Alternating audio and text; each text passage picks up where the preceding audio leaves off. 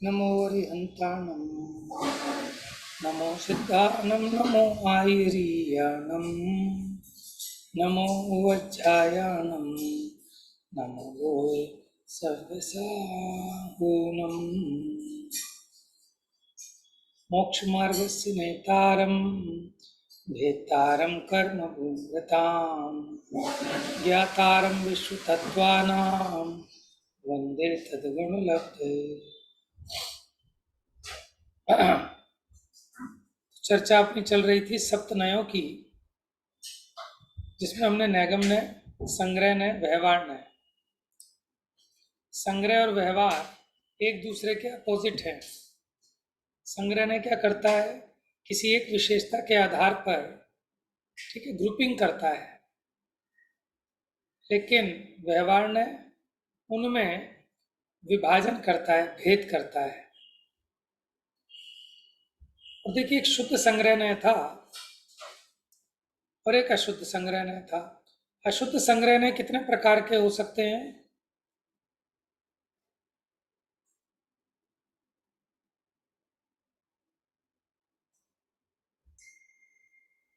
कुछ याद है कि भूल गए सभी? भैया आवाज बहुत कम आ रही है मुझे तो। अच्छा, बाकी सबको भी आवाज कम आ रही है क्या? नहीं, सही आ रही है भैया। प्रीति को ही कम सुनाई दे रहा है आज। नहीं, आप अपने उसमें देखो, आपने वॉल्यूम कम तो नहीं कर रखा अपना? ऑडियो का वॉल्यूम देखो आप।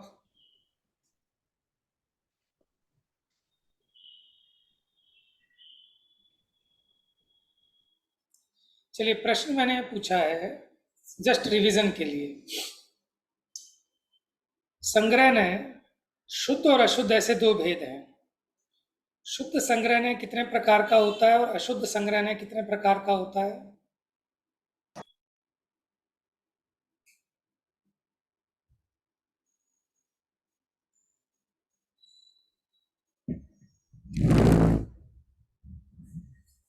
नहीं है याद? चलिए मैं रिवीजन करा देता हूँ, थोड़ी सी पता है। भैया हमने तो क्वेश्चन नहीं सुना। आवाज आवाज अब आ रही है। अब आ गई? मैंने पूछा अशुद्ध संग्रहणय कितने प्रकार का होता है?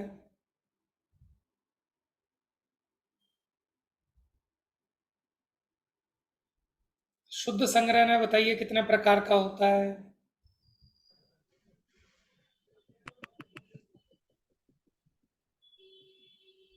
एक ही तो होता है, वो महासत्ता वाला, यस, है वेरी ना? गुड। शुद्ध संग्रहणय एक ही प्रकार का होता है, लेकिन अशुद्ध संग्रहणय अनेक प्रकार के हो सकते हैं।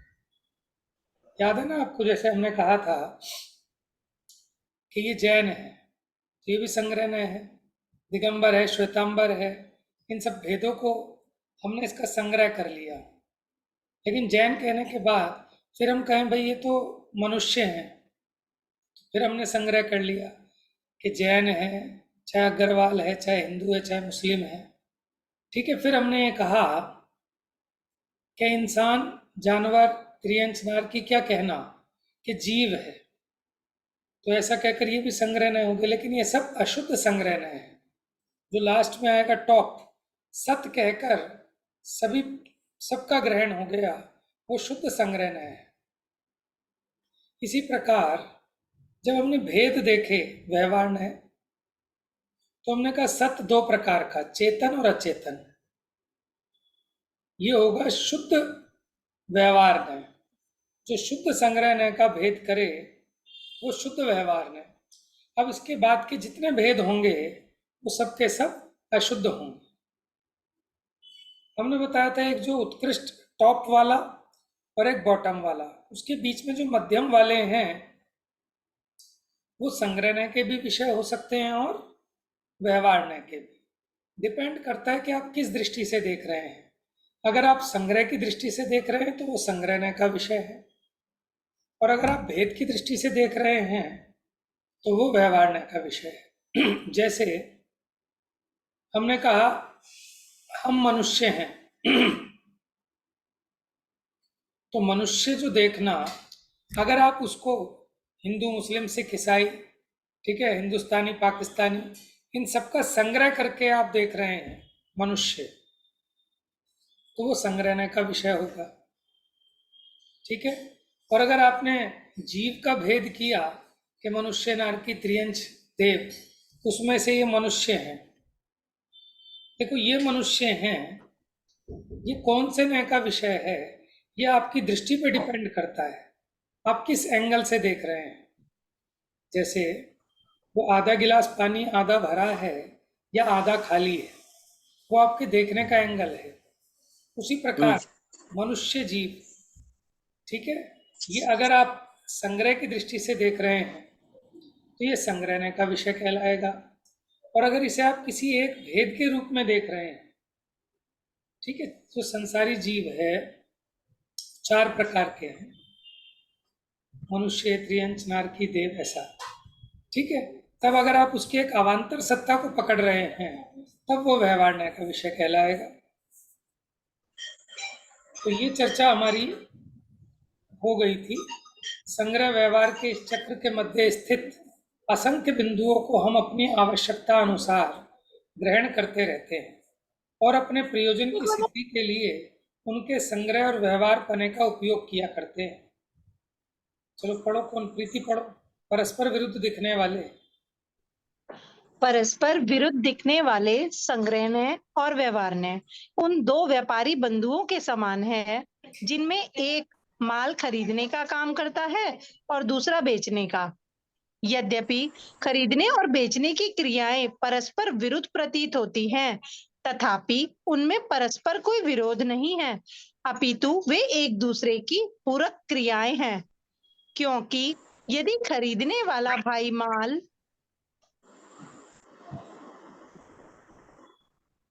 खरीद कर ना लाए तो फिर बेचने वाला भाई बेचेगा क्या? इसी प्रकार यदि माल बेचा ना जाएगा तो खरीदने मात्र से क्या लाभ होने वाला है? लाभ तो खरीदने एवं बेचने दोनों क्रियाओं के संपन्न हो जाने पर ही होने वाला है। खरीदने बेचने, बेचने खरीदने की यह क्रिया जितनी अधिक होगी, लाभ भी उतना ही अधिक होने वाला है। देखिए ये उदाहरण इसलिए दिया कि कई बार जो चीज़ें परस्पर विरुद्ध प्रतीत होती हैं वो परस्पर विरुद्ध नहीं होती, वो एक दूसरे की पूरक होती है। जैसे एक भाई माल खरीदता है, दूसरा भाई माल बेचता है, तो लगता है ऐसा है कि दोनों दुश्मन होंगे कि ये तो खरीद खरीद के थकता है और ये 1 मिनट में बेच देता है सारा माल, ठीक है, तो इनमें आपस में झगड़ा होगा कि ऐसा नहीं है। उसके खरीदने की सार्थकता तभी है जब वो माल बेचा जाए, ठीक है ना। तो उसी प्रकार ये उदाहरण इसलिए दिया कि संग्रह ने और व्यवहार ने ये विरोधी दिख रहे हैं, लेकिन वास्तव में विरोधी है नहीं, एक दूसरे के पूरक हैं, क्योंकि दोनों ही वस्तु व्यवस्था को समझने में हमारी मदद करते हैं। पढ़िए आगे। इसी प्रकार व्यवहार ने संग्रह ने द्वारा संग्रहित विषयों को विभाजित करता है और संग्रह ने व्यवहार ने द्वारा विभाजित विषयों को संग्रहित करता है। यद्यपि संग्रह और विभाजन की ये क्रियाएं परस्पर विरुद्ध प्रतीत होती हैं, तथापि उनमें परस्पर कोई विरोध नहीं है, अपितु वे एक दूसरे की पूरक क्रियाएं ही हैं। क्योंकि यदि संग्रहण द्वारा अनेक पदार्थ संग्रहित नहीं किए जाएंगे तो व्यवहार न्याय विभाजन किसका करेगा? इसी प्रकार यदि व्यवहार न्याय द्वारा पदार्थ विभाजित नहीं होंगे तो संग्रह न्याय किसका संग्रह करेगा? संग्रह और विभाजन की यह क्रिया ज्ञान में जितनी अधिक संपन्न होती है, वस्तु स्वरूप भी ज्ञान में उतना ही अधिक स्पष्ट प्रतिभाषित होता है। चलिए आपका कोई प्रश्न है तो प्रश्न लीजिए, नहीं तो फिर आगे बढ़ते हैं ऋजु सूत्र न्याय की तरफ।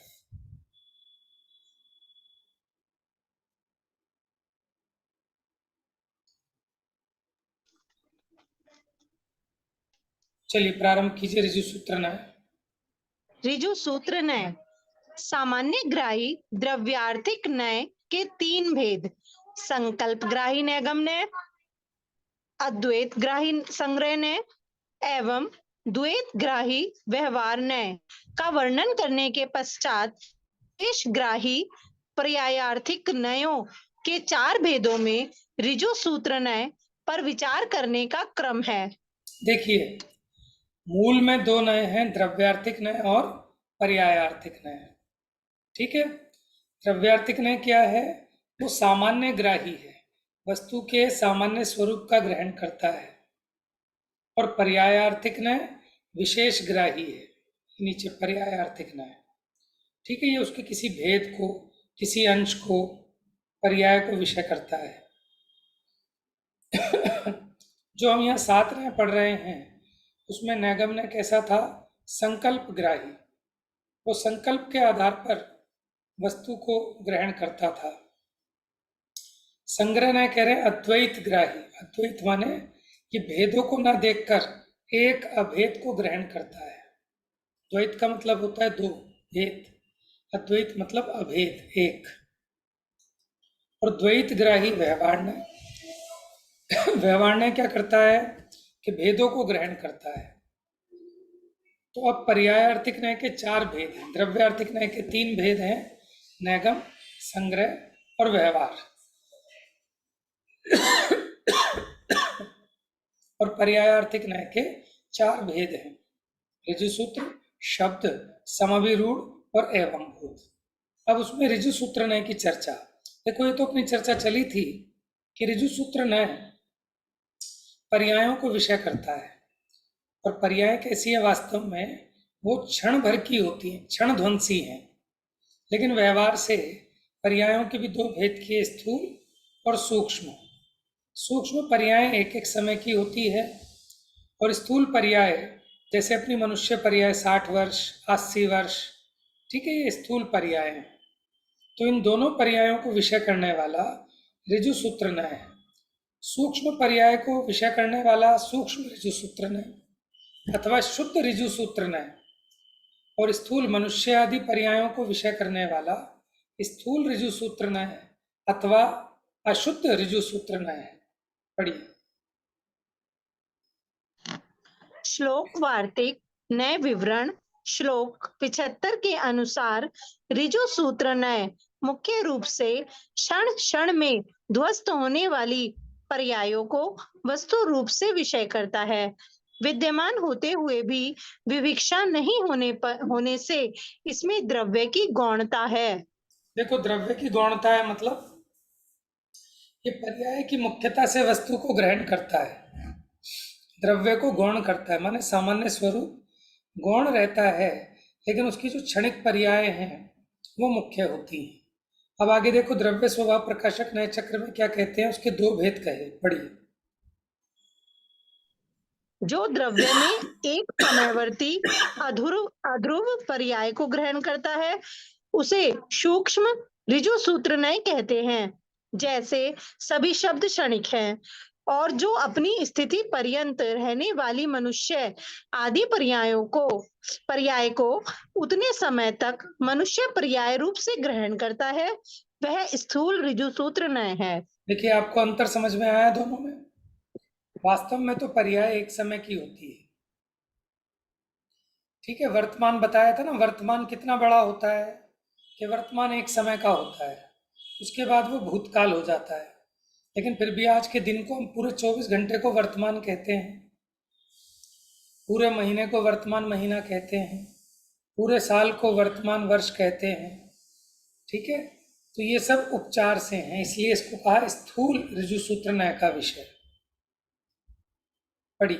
भैया, अध्रुव का मतलब? नष्ट होने वाली।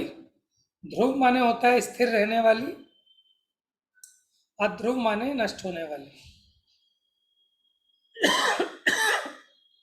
सूक्ष्म ऋजु सूत्र नय एक समयवर्ती अर्थ पर्याय को अपना विषय बनाता है, जिसे शुद्ध ऋजु सूत्र नय भी कहते हैं। और स्थूल ऋजु सूत्र नय अनेक समयवर्ती व्यंजन पर्याय को अपना विषय बनाता है, जिसे अशुद्ध ऋजु सूत्र नय भी कहते हैं। यहाँ व्यंजन पर्याय का मतलब ये समझना कि जो प्रगट है, जैसे मनुष्य, नारद, त्रियंच आदि पर्याय, इनको यहाँ व्यंजन पर्याय कह रहे हैं। आगे पढ़िए। यहाँ यह बात विशेष ध्यान देने योग्य है कि एक समयवर्ती पर्याय हमारे क्षयोक्षम ज्ञान का विषय नहीं बन सकती। उसे अनुमान अथवा आगम प्रमाण से जाना जा सकता है। उसके माध्यम से जगत में कुछ व्यवहार संभव नहीं है। एक समयवर्ती पर्याय धारावाही रूप से असंख्य समय तक होती रहे, तभी छद्मस्त जीवों के ज्ञान का विषय बनती है। यही कारण है कि स्थूल या अशुद्ध ऋजु सूत्र नय का व्यवहार अनेक पर्यायों के समूह रूप व्यंजन पर्यायों के आधार से ही चलता है। देखिए यहाँ क्या बताया, प्रीति समझाओ जरा जल्दी से। आप भी समझा दो। देखो यहाँ ये बताया कि जो एक समय वाली पर्याय है वो तो एक समय तो इतना सूक्ष्म है कि अपने ज्ञान का विषय नहीं बनता। उसका तो बस हम अनुमान लगा सकते हैं या आगम प्रमाण से जानते हैं, शास्त्र के माध्यम से। तो उस एक समय की पर्याय के आधार पर जगत में कोई व्यवहार पॉसिबल नहीं है। लेकिन जब असंख्य पर्याय गुजर जाती हैं तब वो हमारे ज्ञान का विषय बनता है, इतना बड़ा लॉट जब बहुत सारी पर्याय चली जाती हैं। तो यही कारण है कि स्थूल या अशुद्ध ऋजु सूत्र नय में अनेक पर्याय समूह के, मैंने जिसको व्यंजन पर्याय कहा, उसके आधार से व्यवहार चलता है। सूक्ष्म ऋजु सूत्र नय के हिसाब से व्यवहार नहीं चल सकता हमारा, क्योंकि एक सेकंड में भी असंख्यात समय होते हैं। इसलिए जिनागम में ये जो स्थूल पर्याय हैं इनको भी पर्याय कहा गया है। आगे देखिए, वास्तव में तो पर्याय एक समय की होती है। पढ़िए। यद्यपि वास्तविक वर्तमान एक समय का ही होता है तथा दिन, माह, वर्ष, शताब्दी आदि स्थूल काल सूचक इकाइयों में अनेक समयों को संग्रहित करके उन्हें भी वर्तमान कहने का व्यवहार लोक में तो प्रसिद्ध है ही, जिनागम में भी मान्य है। ऋषभ आदि 24 तीर्थंकर हजारों लाखों वर्षों पहले सिद्ध हो चुके हैं, परंतु आज भी उन्हें वर्तमान 24 के तीर्थंकर कहे जाने का व्यवहार है। समझ गए आप कि 24 तीर्थंकर वर्तमान थोड़ी हो तो भूत हो गए, लेकिन फिर भी उनको व्यवहार है ना वर्तमान 24 तीर्थंकर। वो उससे पहले वाले जो भूतकाल की 24 ही थी उससे डिफ्रेंशिएट करने के लिए आज वाले जो हैं उनको वर्तमान की 24 ही कहते हैं। तो व्यवहार तो ऐसे ही चलता है। यह भी बात विचारणीय है कि कहने सुनने में भले ही सूक्ष्म ऋजु सूत्र नय का प्रयोग ना होता हो, परंतु स्थूल कार्यों की संपन्नता में उसमें समाहित सूक्ष्म कार्यों को भी संपन्न करना ही पड़ता है, उन्हें छोड़ा नहीं जा सकता। देखिए, हम निरूपण तो ऐसे ही करेंगे कि जैसे 10 मिनट में हमारा ये काम हुआ, लेकिन 10 मिनट में जितने समय है वो सारी सूक्ष्म पर्यायें भी तो उसमें हुई है ना। जैसे भोजन बनाना, व्यापार करना, मकान बनाना, इन स्थूल कार्यों के बारे में ही कहने सुनने का व्यवहार जगत में संभव है। ठीक है, हमने कहा खाना बनाओ, लेकिन खाना बनाने में तो बहुत सारी क्रियाएं हैं कि आप आटा भी उसनेंगे, चावल भी धोएंगे, भिगोना रखेंगे, लेकिन उन सब चीज़ों को कहा नहीं जाता, वो सब उसमें गर्भित है। उसी प्रकार जो हमने एक स्थूल पर्याय का निरूपण किया उसमें एक एक समय की होने वाली पर्याय, जैसे 1 साल बाद बच्चे का बर्थडे मनाते हैं, कह रहे तू तो 1 साल बड़ा हो गया, तो आपने कहा भले 1 साल बाद, तो वो 1 साल अभी 1 मिनट में थोड़ी हो गया, वो हर समय बढ़ रहा है, हर समय। भले ही वो अपने ज्ञान का विषय नहीं होता, लेकिन हमें 1 साल बाद नोटिस करते हैं कि बच्चा 10 साल की जगह अब 11 साल का हो गया है। समझ में आया? तो जो स्थूल परिवर्तन है उसमें सूक्ष्म परिवर्तन तो गर्भित है ही। पढ़िए, इसमें गर्भित अति सूक्ष्म बातों के बारे में, इसमें गर्भित अति सूक्ष्म बातों के बारे में कहना ना तो संभव है और ना व्यवहारिक, परंतु इन कार्यों को करने में इनके प्रत्येक सूक्ष्म अंशों को भी संपन्न करना पड़ता है।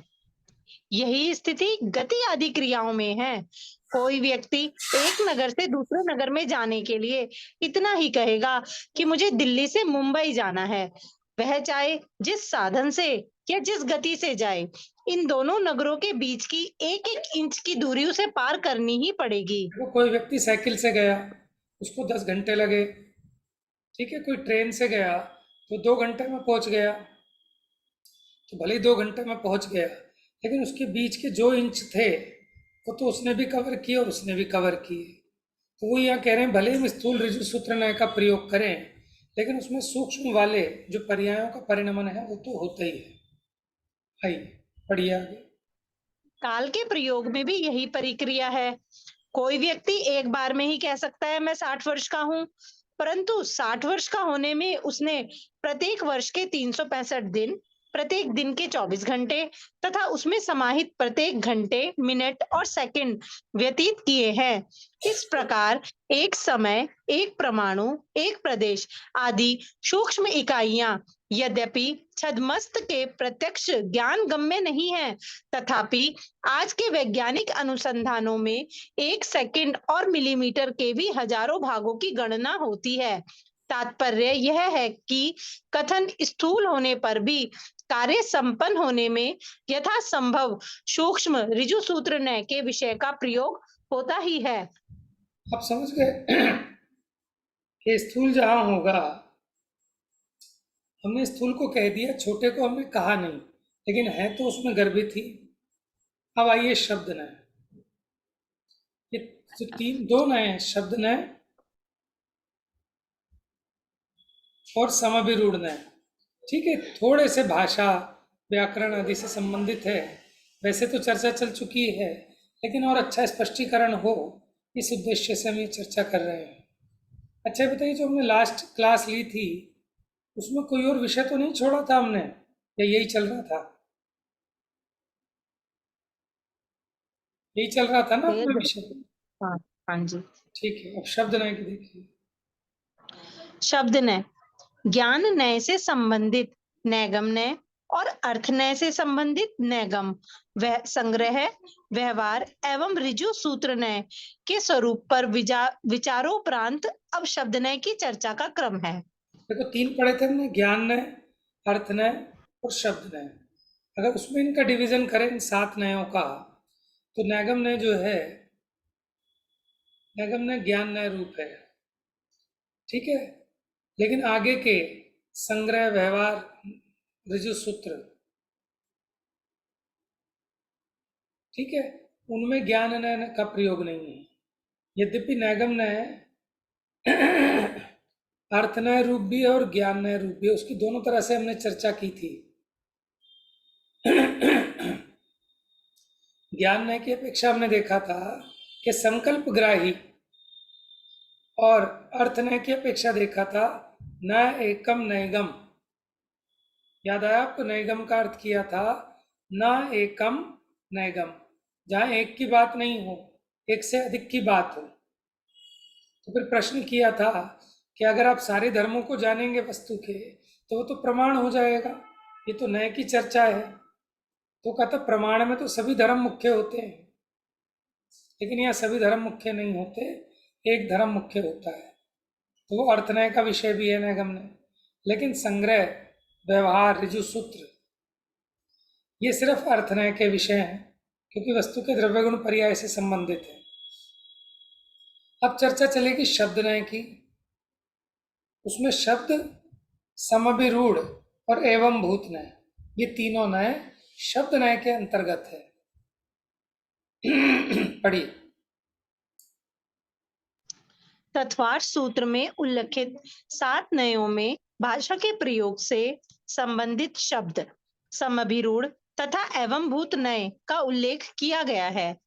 अतः इन 3 नयों को शब्द नय के भेद भी माना गया है, क्योंकि ये 3 नय शब्द प्रयोगों पर ही विचार करते हैं तथा उन्हें व्यवस्थित करने वाले नियमों का प्रतिपादन करते हैं। शब्द पुद्गल द्रव्य की व्यंजन पर्याय है, अतः इन्हें व्यंजन नय या पर्याय आर्थिक नय भी कहा जाता है।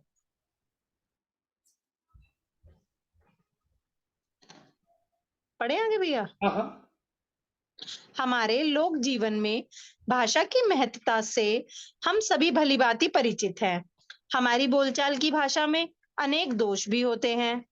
जिनका परिहार व्याकरण द्वारा किया जाता है। व्याकरण सम्मत भाषा में और अधिक कसावट लाने के लिए तथा शब्द प्रयोगों की बारीकियों को समझने के लिए शब्द समभिरूढ़ तथा एवं भूत नय का प्रयोग किया जाता है। सर्वार्थ सिद्धि अध्याय 1 सूत्र 33 की टीका में शब्द नय की परिभाषा बताते हुए कहा है कि लिंग, संख्या, साधन आदि के व्यभिचार अथवा दोष की निवृत्ति करने वाला शब्द नय है। हाँ जी, ये अपना 33 नंबर का ही सूत्र चल रहा है, तत्वार सूत्र का। ये सर्वार सिद्धि इसी तत्वार सूत्र की टीका है, जो पूज्यपाद स्वामी ने इसकी टीका की है, उसका नाम है सर्वार सिद्धि। देखिए, अब ये शब्दों का, संख्या का, साधन का व्यभिचार, उसको दूर करने वाला ये शब्द न है। व्यभिचार का मतलब यहाँ दोष रूप कथन से है, क्योंकि वस्तु स्वरूप के प्रतिपादन में निर्दोष भाषा का प्रयोग होना चाहिए। अगर लिंग, संख्या, काल, कारक, पुरुष, उपग्रह इन संबंधी प्रयोगों में दोष उत्पन्न हो जाएं, तो लोक में भले ही स्वीकार कर लिए जाएं, व्याकरण भी कदाचित अपवाद के रूप में स्वीकार कर ले, लेकिन ये शब्द न उन्हें स्वीकार नहीं करता, वो कथन को दोषित कहेगा। वाक्य प्रयोग में जिस लिंग, जिस संख्या, काल आदि का प्रयोग उचित है, वैसा न करके अन्य लिंग, अन्य संख्या आदि का प्रयोग करना ही लिंग, संख्या आदि का व्यभिचार कहलाता है। जैसे हम ये कहें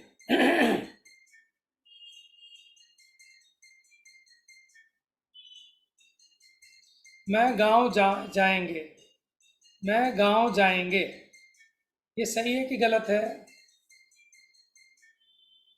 गलत है भैया। है ना, क्योंकि मैं जाऊंगा होना चाहिए। अथवा कई लोग इस प्रकार यूज करते हैं अपने मैं के लिए भी हम, तो भले ही व्याकरण उसे कदाचित ठीक मान ले, लेकिन ये कहेगा ये तो बहुवचन है हम शब्द, और आप एक वचन हो, तो आप एक वचन का प्रयोग करें। तो ये तो हमने वचन देखा। इसी प्रकार लिंग, जैसे कहीं कोई स्त्रीलिंग है तो कहेगा मैं किताब पढ़ती हूँ, और लड़की बोले मैं किताब पढ़ता हूँ, तो वो लिंग संबंधी दोष हो गया शब्द में। ठीक है। ऐसे काल, वर्तमान के कार्य को भविष्य काल की तरह कहना, अथवा भूतकाल की, कि मैं बोल रहा था, हेलो मैं बोल रहा था, मैं मनोज बोल रहा था, कि था नहीं, बोल रहा हूँ आना चाहिए, लेकिन हम क्या कहते था, बेल बजाई, कौन, कि मैं था। ठीक है, ये कैसे हैं, ये दूषित प्रयोग हैं। चलिए इनके उदाहरणों से समझेंगे, पढ़िए। संपूर्ण जिनागम में जहां भी इन नयों की व्याख्या की गई है, वहां संस्कृत व्याकरण के आधार पर ही इन दोषों को समझाया गया है। संस्कृत भाषा से अपरिचित लोगों को इन प्रयोगों का भाव समझ में नहीं आता, इसलिए इन्हें वर्तमान में प्रचलित भाषा के संदर्भ में समझना आवश्यक है। अतः यह हिंदी भाषा के गलत और सही प्रयोगों को उदाहरण बनाकर लिंग, संख्या आदि संबंधी दोषों को स्पष्ट किया जा रहा है। प्राय हिंदी भाषी लोगों द्वारा हिंदी बोलते समय ऐसे दूषित प्रयोग किए जाते हैं। देखिए, संस्कृत के जो उदाहरण दिए थे, अब इसमें हिंदी के उदाहरण दिए ताकि हमको इजीली समझ में आएंगे। तो दूसरे भाषा वाले ना, जैसे कोई कहे अंग्रेजों की तरह बोलो, तो वो क्या करते हैं, ये एक वचन, लिंग, इन सब की गड़बड़ करते हैं। तो सोचते हैं कि जैसे अंग्रेज हिंदी बोल रहे हैं।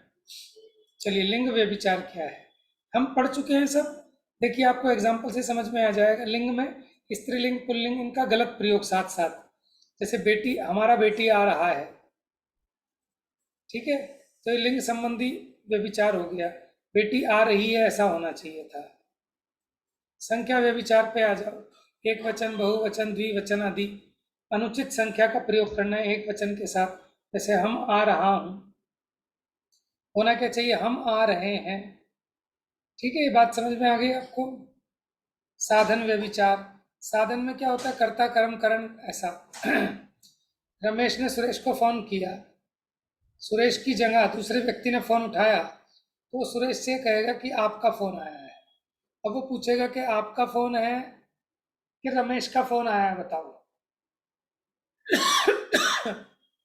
पहले होते थे ना, पास पड़ोस में फोन होते थे, अपने घर में नहीं होते थे, तो पड़ोसी बुलाते थे, भाई मनोज का फोन आया है, जरा बुलाना। तो मैंने पूछा भाई किसका फोन आया है, तो वो कहते आपका फोन। मैंने कहा भाई किसका फोन आया है, तो वो बताएंगे नरेश का फोन है। तो अब देखो गलत प्रयोग है ना। जब आप ये बताओ कि मनोज का फोन है कि रमेश का फोन है, तो यहाँ क्या किया इन्होंने, कारक का गलत प्रयोग किया। होना ये चाहिए था रमेश का फोन मनोज के लिए आया है, मनोज के लिए, संप्रदान के लिए, पंचमी विभक्ति का प्रयोग होना चाहिए था। लेकिन गड़बड़ क्या की देखो, आपका फोन आया है, ये सही वाक्य नहीं है। ठीक है। पुरुष में तुम कब आएंगे, उत्तम पुरुष मध्यम पुरुष होते हैं ना, तो जैसे तुम कब आएंगे, तो अब तुम के साथ आओगे होना चाहिए, आएंगे तो हम के साथ होगा या वह के साथ होगा। काल में विचार में भूत भविष्यत। जैसे अब मैं पंडित जी से अनुरोध करूंगा कि वो मंच पर आए और अपना भाषण प्रारंभ करें, तो करूंगा क्यों कह रहे हो, कर रहा हूं ऐसा कहो। जैसे फोन पे कहते हैं कि मैं बोल रहा था, ये आपको बता ही दिया। हाँ, ये मैंने आपको बताया था कि देखो प्रशंसा कर रहे हैं, लेकिन कैसे तारीफ करते हैं, क्या ऐसा भयंकर विद्वान मैंने आज तक नहीं देखा। तो उसकी जगह उसको लोकप्रिय, प्रभावशाली, प्रखर कहना चाहिए था। तो ऐसे विशेषण, ये पढ़ो जरा, अच्छी चीज है।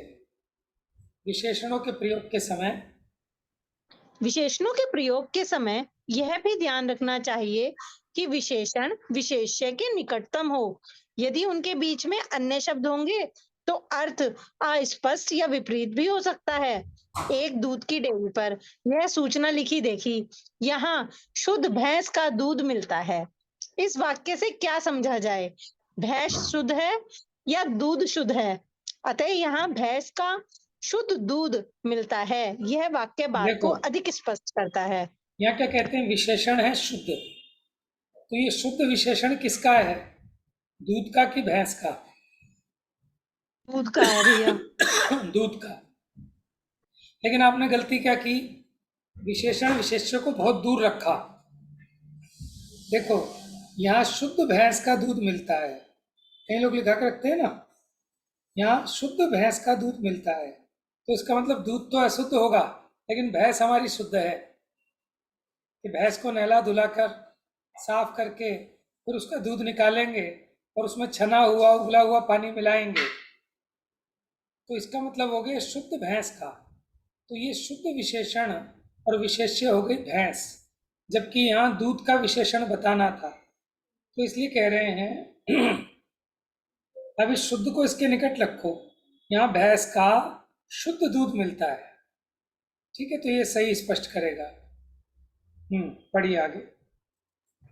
आजकल ऐसी दोषपूर्ण भाषा का प्रयोग इतना अधिक होता जा रहा है कि भाषा का रूप ही बदलता जा रहा है, परंतु शब्दनय ऐसे प्रयोगों को अनुचित मानता है। शब्दनय के अनुसार समान लिंग या संख्या वाले शब्द ही एकार्थवाची हो सकते हैं, अन्य नहीं। इस संदर्भ में नए दर्पण पृष्ठ 305-306 पर व्यक्त किए गए श्री जिनेन्द्र जी वर्णी के विचार ध्यान देने योग्य हैं। जिस प्रकार भिन्न स्वभावी पदार्थ भिन्न ही होते हैं, उनमें किसी प्रकार का अभेद नहीं देखा जा सकता, उसी प्रकार भिन्न लिंग आदि वाले शब्द भी भिन्न ही होते हैं, उनमें भी किसी प्रकार की एकार्थता घटित नहीं हो सकती। इस प्रकार दार, भार्या, कलत्र ये भिन्न लिंग वाले 3 शब्द अथवा नक्षत्र, पुनर्वसु, शत विसर्ज ये भिन्न संख्या वाले 3 शब्द, और इसी प्रकार अन्य भी भिन्न स्वभाववाची शब्द भले ही व्यवहार में या लौकिक व्याकरण में एकार्थवाची समझे जाएं, परंतु शब्द ने इनको भिन्न अर्थ का वाचक समझता है। हाँ जी, अब जो ऋजु सूत्र न्याय था वो इनको एकार्थवाची मान लेगा, दार माने भी स्त्री, भार्या माने भी स्त्री, कलत्र माने भी स्त्री। लेकिन शब्द ने कहेगा नहीं भैया, इसके लिंग अलग अलग हैं, कोई पुल्लिंग है, कोई स्त्रीलिंग है, कोई नपुंसक लिंग है, तो भिन्न लिंग वाले समानार्थी नहीं हो सकते। ठीक है, तो शब्द ने इनको समानार्थी स्वीकार नहीं करेगा, लेकिन भाषा का व्याकरण तो स्वीकार कर लेता है। उसी प्रकार नक्षत्र, पुनर्वसु, शत, विषज, ये हैं तो सब तारों के लिए, लेकिन कहीं एक वचन है, कहीं बहुवचन है, कहीं द्विवचन है, तो इसलिए शब्द ने कहेगा कि ये समानार्थी नहीं हो सकते, इनके अलग अलग भिन्न भिन्न अर्थ हैं। तो यहाँ एकार्थवाची किसको मानेगा? जहाँ लिंग समान हो, संख्या समान हो, उन्हीं में एकार्थवाचकता मानेगा। जैसे इंद्र, पुरंदर, शक्र, ये तीनों शब्द पुल्लिंगवाची हैं। इंद्र भी, पुरंदर भी, शक्र भी, ये किसके लिए आते हैं? इंद्र के ही नामांतर हैं। तो शब्द ने इनको समानार्थी मान लेगा कि एकार्थवाची हैं, क्योंकि तीनों के तीनों शचीपति के वाचक हैं। शचीपति माने इनकी जो इंद्राणी होती है उसका नाम शची होता है, इंद्र की, तो उसके पति के वाचक हैं, ये शब्द ने कहता है। तात्पर्य यह है कि काल, कारक, लिंग, संख्या, वचन और उपसर्ग के भेद से शब्द के अर्थ में भेद मानने को शब्द ने कहते हैं। क्या कि लिंग, कारक, संख्या, वचन, इनमें भेद से उस शब्द के अर्थ में भी भेद मानना, ये शब्द ने का कार्य है। अब समविरूढ़ में क्या होगा? जैसे इसने तीनों को इक्वल मान लिया था, इंद्र, पुरंदर, शक्र, लेकिन समविरूढ़ ने और टाइट करेगा इसको और छानेगा। वो क्या कहेगा कि इंद्र किसे कहते हैं? जो ईंधन क्रिया को करे। पुरंदर किसे कहते हैं? जो पुरों को नष्ट करे। शक्र किसे कहते हैं? कि जो अपना वैभव ऐश्वर्य दिखाए। तो तीनों के अर्थ अलग अलग हैं, वो निरुक्ति अर्थ से देखेगा, तो इसलिए वो इन तीनों को पर्यायवाची नहीं मानेगा। शब्द न्याय ने समान लिंग होने पर इनको पर्यायवाची मान लिया था, लेकिन समविरूढ़ न्याय और सूक्ष्म जाएगा। वो कहता है कभी भी कोई शब्द अलग लिखा है तो उसकी निरुक्ति अलग अलग होती है, वो एकार्थवाची हो ही नहीं सकते, भले ही उनके लिंग, संख्या, वचन सब समान हो। जैसे जलज और पंकज समानार्थी नहीं मानेगा समविरूढ़ में। वो कहेगा जल में उत्पन्न होने वाला जलज है, जबकि कीचड़ में उत्पन्न होने वाला पंकज है। तो वो कहता है कि भिन्न अर्थों के, भिन्न शब्दों के अर्थ सदैव भिन्न भिन्न होते हैं। तो समविरूढ़ न्याय की चर्चा हम कल करेंगे, आज समय हो गया है। शब्द न्याय मुझे उम्मीद है कि अगर आपको क्लियर हुआ होगा तो कल प्रश्न पूछेंगे तो पता लग जाएगा कि आपको क्या क्लियर हुआ है उसमें। ठीक है, थोड़ा सा पढ़ लेना इसको। चलिए, कोई प्रश्न है इस पे तो पूछ सकते हैं, नहीं तो समापन करते हैं। भैया जैसे शब्द नय में हमने पर्यायवाची ले लिए, शब्द नय में हम पर्यायवाची शब्द ले रहे हैं ना इकट्ठे, कोई भी हो चाहे वो, और कोई नहीं, समविरूढ़ में हम समान लिंग, समान वचन हो तभी उन्हें पर्यायवाची मानेगा, नहीं तो और नहीं ऋजु मानेगा। सूत्र नय में, ऋजु सूत्र नय में क्या ले रहे थे हम? भिन्न लिंग भी हो तो भी उनको समानार्थी मान लेगा ऋजु सूत्र ने। अच्छा, माने सामान्य भाषा भी मान लेगी, लेकिन आगे आगे हम ठीक उसको है, और कसते जा रहे हैं। ठीक है भैया। अब जो इंद्र, पुरंदर, शक्र, ये तीनों पुल्लिंगी हैं, समानवाची हैं, समानार्थी हैं। शब्द नय तो मान लेगा क्योंकि लिंग समान है, लेकिन समविरूढ़ नय नहीं मानेगा। समविरूढ़ नय कहता है हर एक शब्द का अपना भिन्न अर्थ होता है, क्योंकि अर्थ तो अनंत हैं, शब्द थोड़े हैं। तो ऐसा तो हो सकता है एक शब्द के अनेक अर्थ हों, लेकिन अनेक अर्थों का एक, अनेक शब्दों का एक